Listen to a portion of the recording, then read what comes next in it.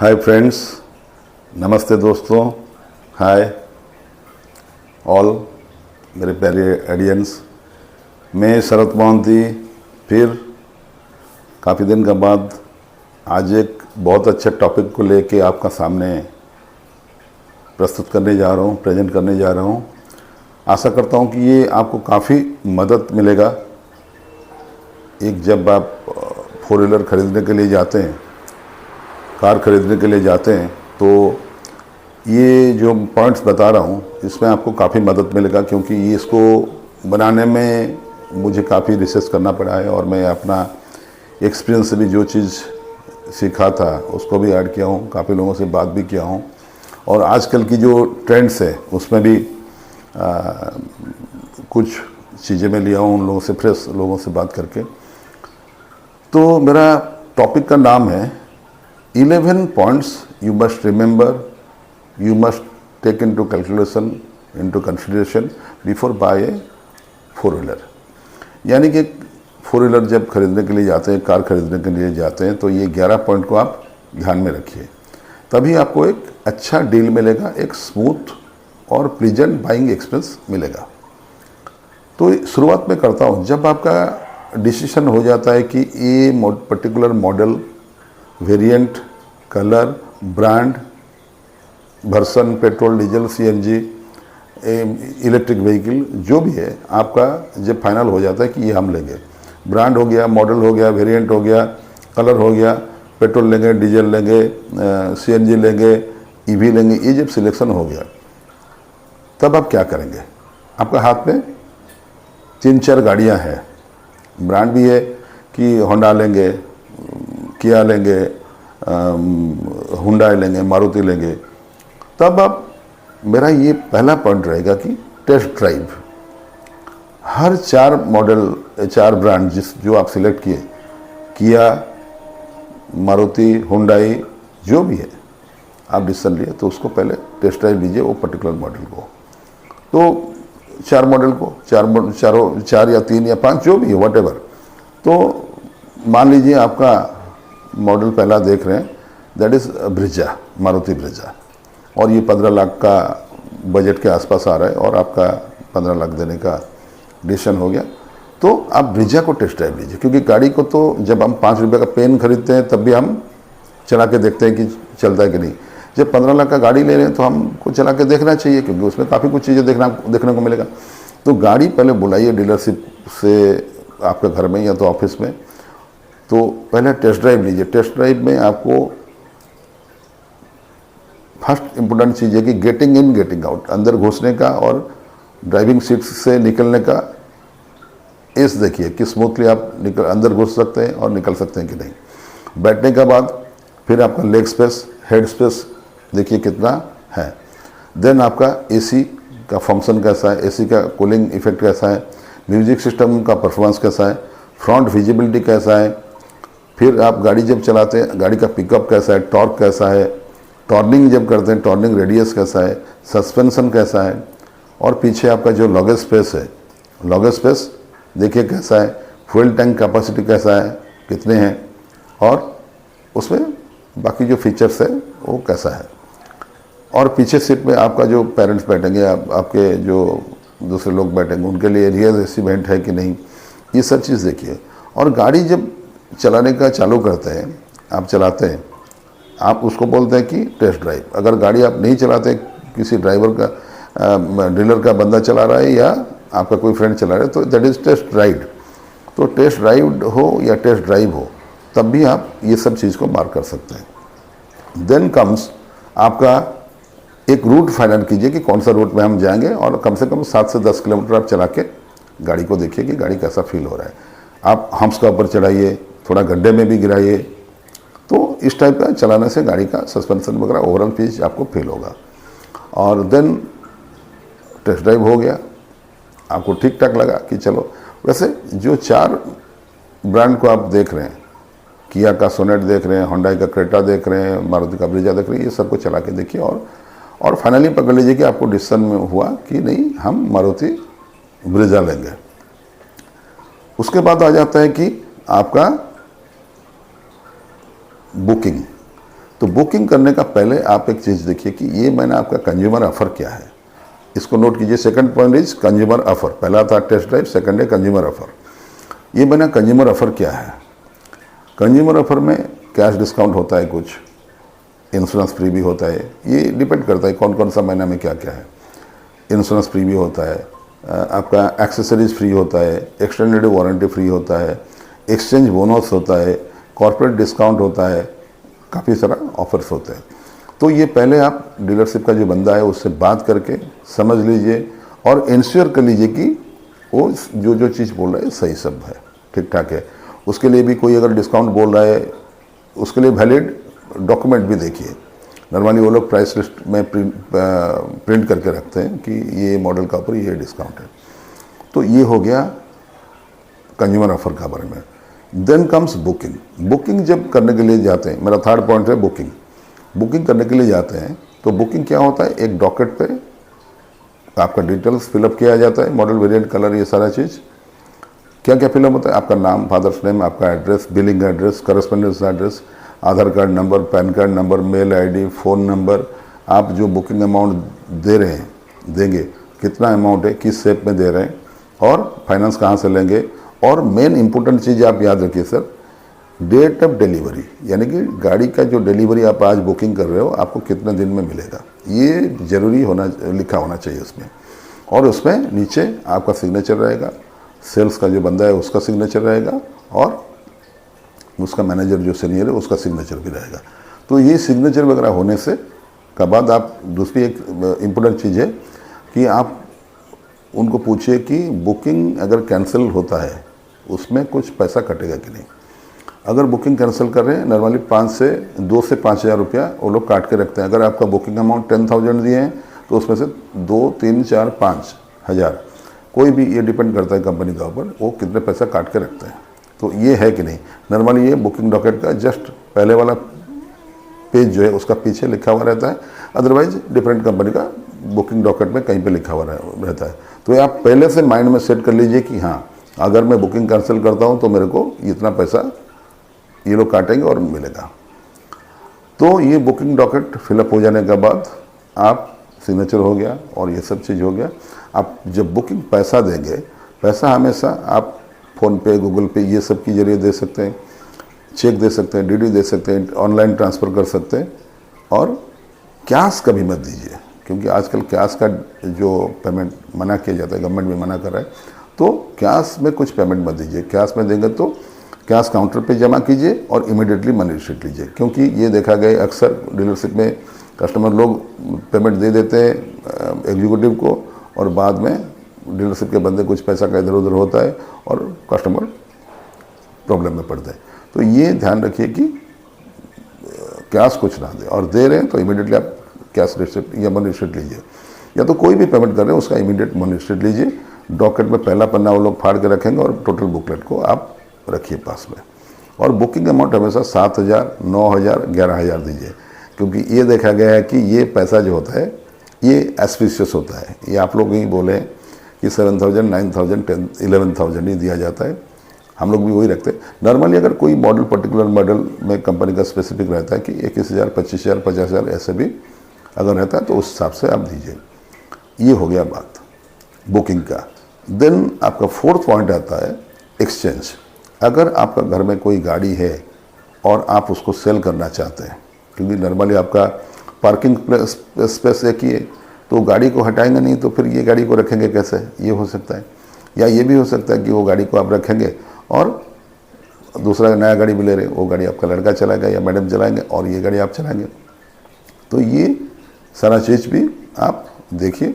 और अगर डिसीजन होता है कि आपका गाड़ी एक्सचेंज करने के लिए, एक्सचेंज में मैं क्या बता रहा हूँ आप देखिए, ये पॉइंट्स को ध्यान दीजिए, क्योंकि एक्सचेंज में नॉर्मली सब लोगों को थोड़ा कम नॉलेज होता है तो बीच में प्रॉब्लम आ जाता है। तो गाड़ी जब लेके जाते हैं तो उन लोगों को पहले दिखाइए। हर डीलरशिप में हर ब्रांड का एक एक डिपार्टमेंट है। जैसे मारुति का ट्रू वैल्यू एक्सचेंज डिपार्टमेंट है, हुंडई का एज फ्रॉमेज है, होंडा का ऑटो टेरास है, ऐसे एक्सचेंज डिपार्टमेंट का नाम है। तो एक्सचेंज डिपार्टमेंट हर डीलरशिप में एक रहता है, तो उन लोगों को, उनका बंदा को बुलाइए और गाड़ी उसको दीजिए, वो वैल्यूएशन करेगा, गाड़ी को चलाएगा, 1 8 खोल के चेक करके देखेगा और आपका RC, smart card, insurance copy लेके एक प्राइस आपको बताएगा और उसमें आप थोड़ा सा नेगोशिएशन करके गाड़ी का प्राइस फिक्स कर सकते हैं। और उसमें एक्सचेंज बोनस भी होता है, 40,000, 50,000, 10,000, 20,000 होता है। ये डिपेंड करता है कौन सा मॉडल, कौन सा गाड़ी ले रहे हैं और कौन सा महीना है। तो गाड़ी अगर फाइनल हो गया आपका 3 लाख, पुराना गाड़ी वैगनआर दे रहे और एक्सचेंज बोनस उसमें मान लीजिए आपका है 50,000, एक एग्जाम्पल, तो 3,50,000 यानी कि जब गाड़ी का प्राइस आप देंगे 15 लाख, मारुति ब्रिजा का प्राइस है 15 लाख, 15 लाख, तो 15 लाख में से 3,50,000 आपको माइनस करके बाकी पैसा देना है, यानी कि 11,50,000 आपको देना है। तो ये कैलकुलेशन है। और गाड़ी उनको बोलिए कि गाड़ी जब मैं लूँगा नया गाड़ी, उसी दिन में पुराना गाड़ी दूंगा, अदरवाइज विदाउट गाड़ी में कैसे मैनेज करूँगा। तो और ये आप इन राइटिंग लीजिए कि उसका प्राइस वो लोग जो कोट कर रहे हैं 3 लाख प्लस 50,000 एक्सचेंज बोनस, ये this is valid till 2 months या 1 मंथ, जो भी है वो इन राइटिंग लीजिए। नॉर्मली वो लोग देने के लिए रिलक्टेंट होते, बट फिर भी आप लीजिए। मैं ये कहूँगा कि उनका अपना सहूलियत के लिए वो लोग लिख के देते नहीं, but you demand it and take it. ये सर हो गया गाड़ी के बारे में एक्सचेंज वाली बात। और एक्सचेंज जब गाड़ी डिलीवरी होगा मैं उस दिन बताऊंगा कि एक्सचेंज का टाइम और क्या क्या चीज़ करना है। अब गाड़ी लेके चले गए, बुकिंग डॉक्यूमेंट, बॉन्ड शीट लेके चले गए। अब आप सोचें कि गाड़ी फाइनेंस करना है, कैश में कर सकते हैं, but normally I advise not to take in cash, क्योंकि इनकम टैक्स का कुछ लफड़ा रहता है कि आपका पास लेटर जाता है कि इतना पैसा आप कहाँ से लाए। आपका सब पैसा नंबर 1 है, फिर भी आपका पास जाता है और इनकम टैक्स ऑफिस में आपको भाग दौड़ करना पड़ता है, फिर अननेसेसरी झमेला होता है। तो कुछ भी पैसा हो आप ले लीजिए लोन, मिनिमम एटलीस्ट 6 महीने के लिए भी कम से कम ले लीजिए। 6 महीने के बाद आप लोन का रिपेमेंट करके, पूरा पेमेंट करके आप एनओसी पा सकते हैं और गाड़ी आपका लोन फ्री हो जाएगा। तो ये जो फाइनेंस का बात होता है, फाइनेंस का भी एक डिपार्टमेंट रहता है हर डीलरशिप में, तो उनसे भी बात कीजिए। बुकिंग करने का टाइम में डॉक्यूमेंट में ये सारा चीज़ है जो मैं बता रहा हूँ, वो हर एक पेज में एक एक चीज़ लिखा हुआ है, उस पर क्लैरिटी दिया गया है। तो फाइनेंस वालों से बात कीजिए कि आपको फाइनेंस लेना है और क्या करना पड़ेगा। तो फाइनेंस वाले हमेशा कोशिश करते हैं कि उनका जहाँ से ज़्यादा फ़ायदा हो वहाँ से आपको फाइनेंस करवाने के लिए। यानी कि अभी अगर देखा जाए तो state bank is the best, सब लोग बोलते हैं, मैं नहीं बोल रहा हूँ। और हर डीलरशिप में, हर ब्रांड में स्टेट बैंक का ज़्यादा फाइनेंस होता है। तो स्टेट बैंक में डीलरशिप के लिए अच्छा है, जो सेल्स का बंदा फाइनेंस करवा रहा है उसके लिए अच्छा है, एज ए कस्टमर आपके लिए अच्छा है।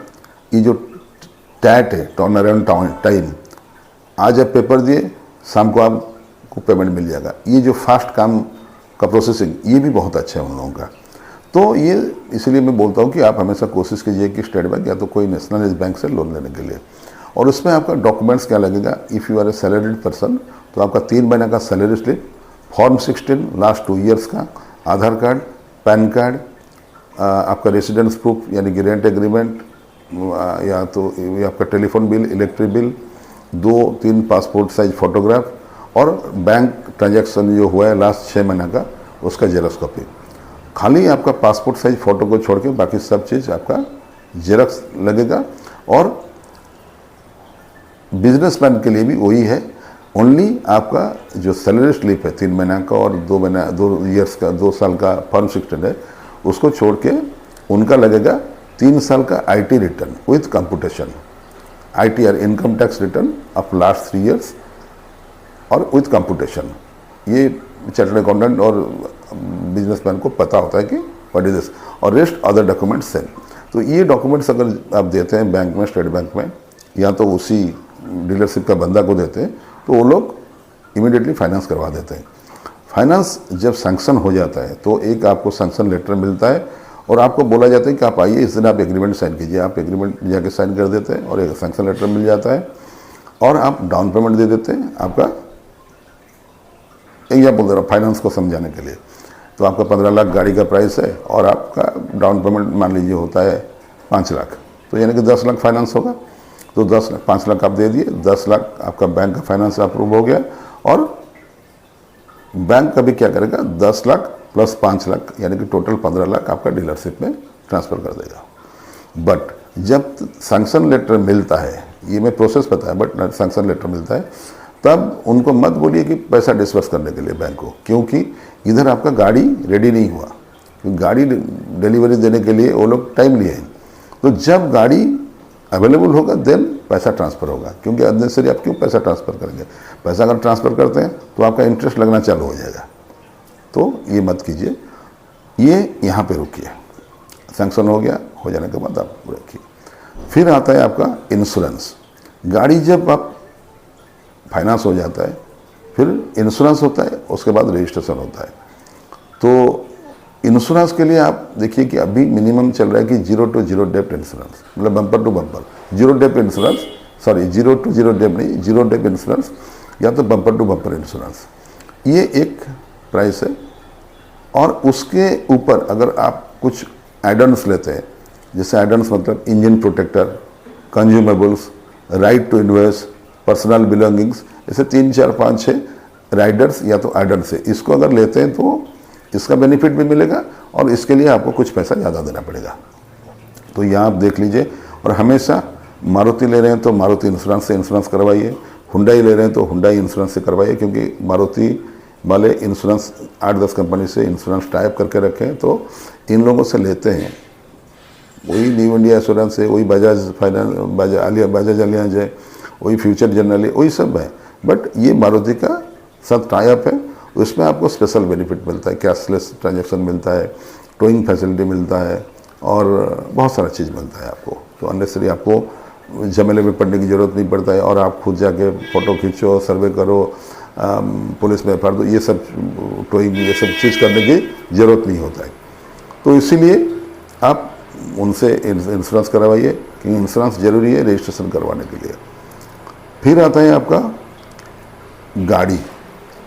गाड़ी अगर अवेलेबल हो गया, अभी मैं कुछ दिन स्किप कर गया, गाड़ी अगर अवेलेबल हो गया तो अवेलेबल हो जाने के बाद अभी बैंक को बोलिए कि आप को पैसा ट्रांसफ़र करने के लिए, मतलब यानी कि डीलर को पैसा ट्रांसफ़र करने के लिए बैंक पैसा ट्रांसफ़र कर देगा 15 लाख रुपया।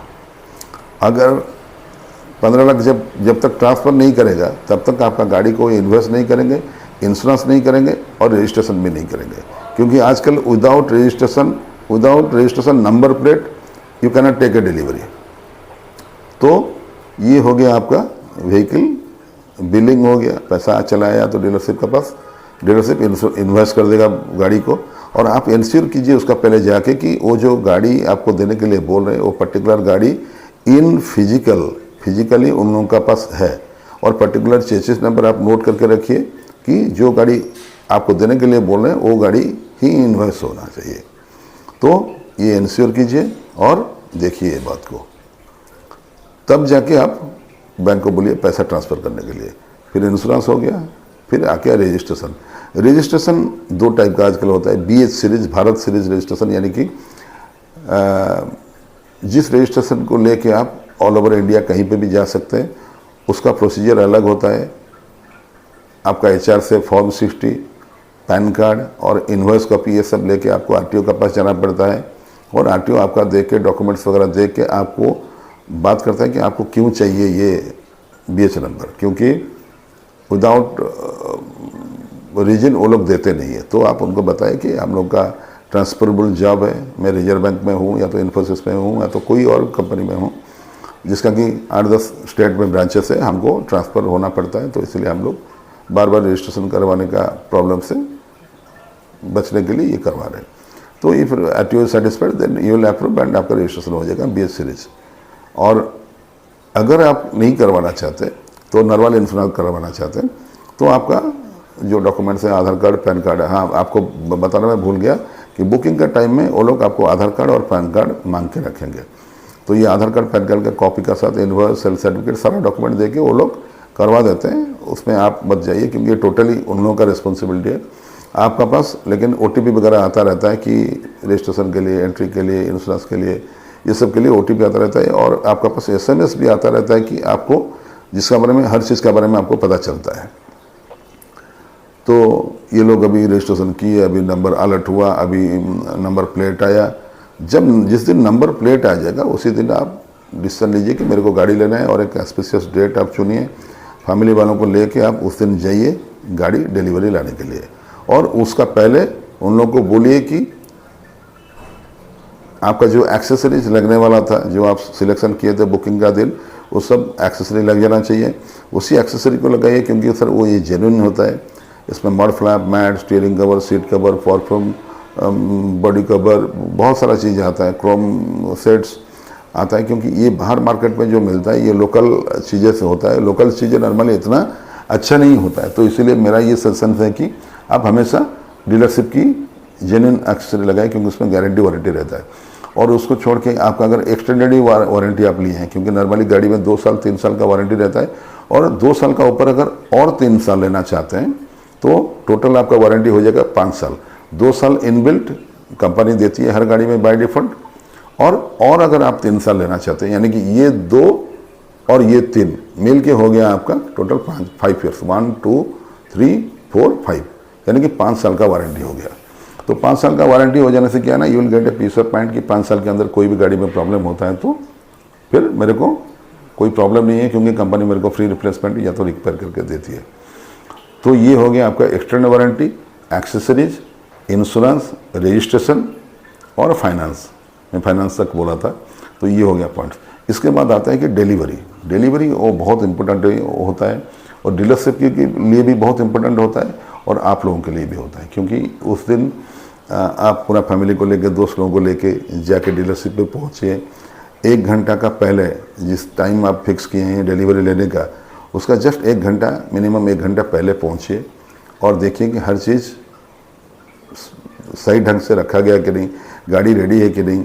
और अगर कुछ उस दिन ऑस्पिशियस डे है, जैसे कहीं किसी का बर्थडे है या किसी का एनिवर्सरी है, तो पहले से उनको बोलिए वो लोग केक या तो बुके, या तो नॉर्मली केक होता है, केक रेडी करके रखते हैं with in addition to a bouquet. तो वो लोग दे के पूरा गाड़ी को रैप करके आपको डिलीवरी देंगे। पुजारी उसमें रहेगा, उसमें पूजा करेगा, नारियल फोड़ेगा, कंग्रेचुलेसन संग बजेगा, सब लोग ताली बारेंगे जितने भी डीलरशिप के लोग हैं, और कंपनी का जो जीएम है वो आके चाबी आपको हैंडओवर करेगा। फ़ोटो भी खींचा जाएगा, और विथ योर परमिशन वो फ़ोटो को आप वो लोग अपना फेसबुक साइट में छोड़ते हैं, और आपको भी एक कॉपी देते हैं। तो ये सारा चीज़ होता है। और गाड़ी डिलीवरी का साथ साथ आपको गाड़ी का invoice, insurance, sales certificate, delivery challan, accessory का जितने बिल्स, जितने ऑल बॉनर स्ट्रीट, आपका ओनर्स मैनुअल, आपका फास्ट टैग, जो भी चीज़ है आपको सब हैंडओवर करते हैं। और जो फाइनेंस हुआ है, फाइनेंस का एक डॉक्यूमेंट सेट भी आपको हैंडओवर करते हैं। आपको बोलते हैं कि सर आप ये बैंक में दे दीजिएगा, तो अदरवाइज़ वो लोग भी देते हैं कि अगर दूर से आए हैं वो लोग जाने के लिए टाइम नहीं है, और बैंक मैनेजर बोलता है हमेशा कि फटाफट दीजिए, डॉक्यूमेंट दीजिए, पीडीडी दीजिए, पोस्ट डिलीवरी डॉक्यूमेंट्स, तो वो आपका हाथ में भेज देते हैं। वो ये सारा सेट आपको दे के,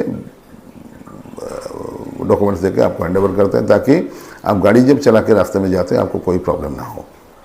और एक चीज़ मैं कहना भूल ही गया आपको, फास्टैग इतना ज़रूरी नहीं है, बट आप इसको बाद में भी कर सकते हैं, डीलरशिप में भी कर सकते हैं। नॉर्मली गाड़ी डिलीवरी लेने का टाइम में कर देने से एक साथ आपका हर काम हो गया। और ये डिलीवरी सेरेमनी सबसे इम्पोर्टेंट होता है। इसमें एक आप वीडियो कीजिए, वो लोग भी वीडियो करते हैं, बहुत कुछ चीज़ें कर सकते हैं इसमें। थाली, कंग्रेचुलेशन, पार्टी पेपर, नारियल फोड़ना, उसमें पूजा करना, गाड़ी में बैठ के उसका नींबू वगैरह गाड़ी का चक्का का नीचे रख के उसको उसका पर चढ़ाना, ये काफ़ी कुछ चीज़ें होता है। और ये चीज़ आप इंश्योर कीजिए कि सब हो, अगर ये चीज़ को आप मानते हैं तो। और गाड़ी फिर लेके गए आप घर में घुसाने का पहले मेरा सर ये सजेशन रहेगा आपको कि गाड़ी आप अपना घर का पास, या जिस भगवान को आप मानते हैं उनका पास पूजा करवा के इसको घर में घुसाइए। क्योंकि मैं ये समझता हूँ कि दुकान में हो गया पूजा, बट आपका जो पूजा है, आपका जो अपना दिल का तसल्ली के लिए, वो पूजा करके ही आप गाड़ी अंदर घुसाइए, जिसको बोलते हैं गृह प्रवेश, और तब आपको एक सेटिस्फेक्शन लगता है। ये हो गया। और 2-3 दिन 4 दिन का बाद डीलरशिप से एक फ़ोन जाता है सर, जिसको बोलते हैं कि आपका फीडबैक बहुत ज़रूरी होता है।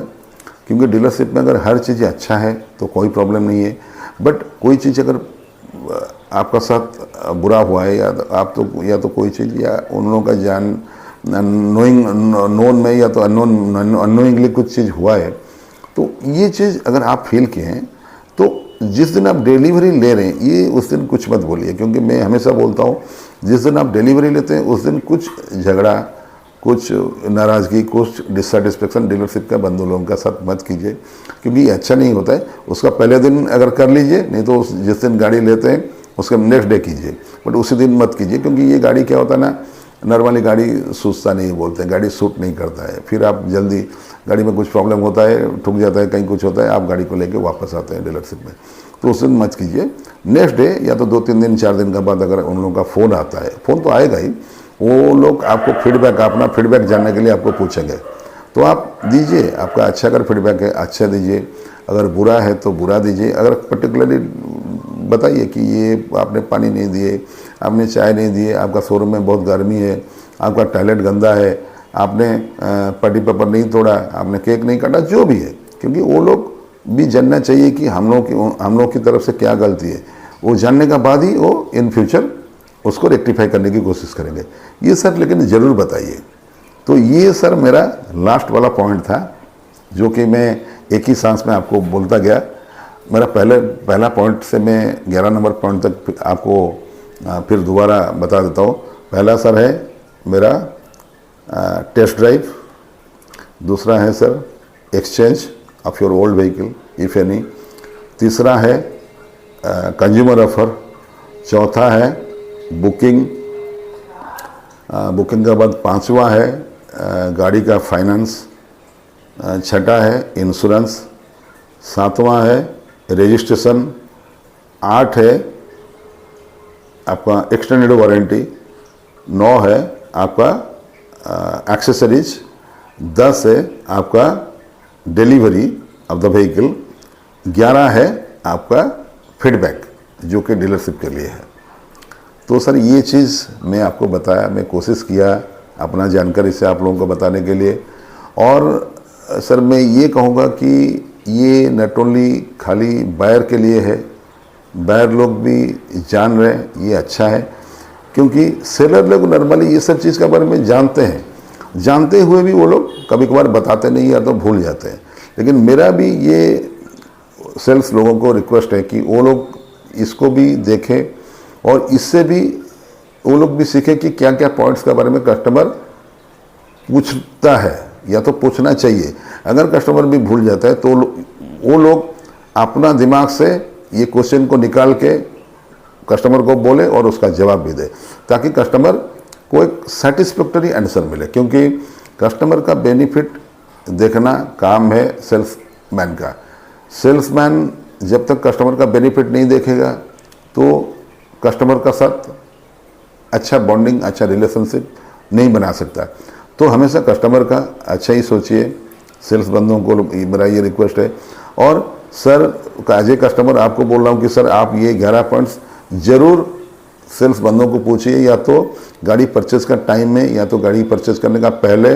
गाड़ी परचेज यानी कि सर डिलीवरी का पहले ये सारा चीज़ को आप विचार कीजिए, नोट कीजिए, इसका ऊपर थोड़ा ज्ञान लीजिए और ये सेल्स वालों से ही लीजिए। अगर उसमें कोई डाउट होता है तो आप मुझे कमेंट करके पूछ सकते हैं। एज ए सेल्समैन मैं आपको जवाब देने के लिए हमेशा राजी हूँ। और ये सर आप दोनों के लिए, एज ए बायर आपके लिए है और एज ए सेलर आपके लिए है। Thank you.